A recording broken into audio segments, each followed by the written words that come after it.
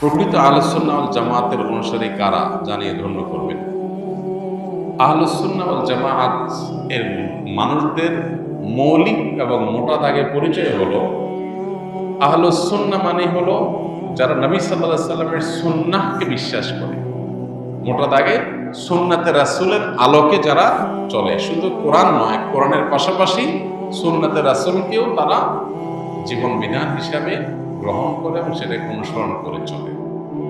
যারা সুন্নাতকে অস্বীকার করে, সুন্নাতকে মানে না, শুধু কোরআনকে মানার কথা বলে, এরা আহলুস সুন্নাহ না।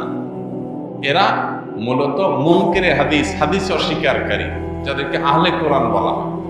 এটা একটা ভ্রান্ত ফিরকা এবং কোনো কোনো ক্ষেত্রে এই যে সুন্নাতের প্রতি অবজ্ঞা, সুন্নতকে বর্জন করা, এটা আমাদের সমাজে দিন দিন এত বেশি বেড়ে চলেছে যে এইটা আমাদের অনেককে আধুনিক ইসলাম চর্চার নাম দিয়ে ভয়ঙ্কর একটা জায়গায় নিয়ে যাচ্ছে।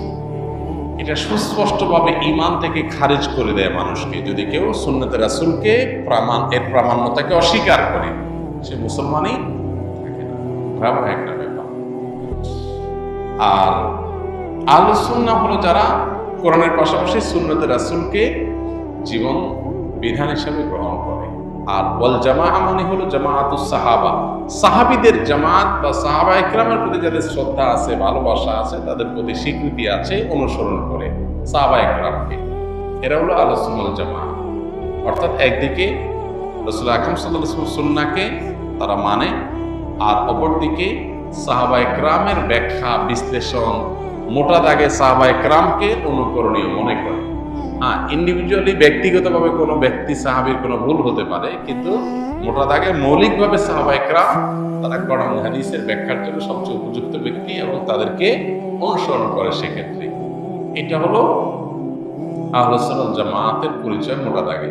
এর বাইরে আহলুস জামাতের বৈশিষ্ট্য, তাদের আলামত, তাদের বিশ্বাস বিস্তারিত, এগুলো নিয়ে অনেক ছোট বড় বই পুস্তক লেখা আছে বিস্তারিত, সেগুলোতে আমরা দেখে নিতে পারবো ইনশাআল্লাহ।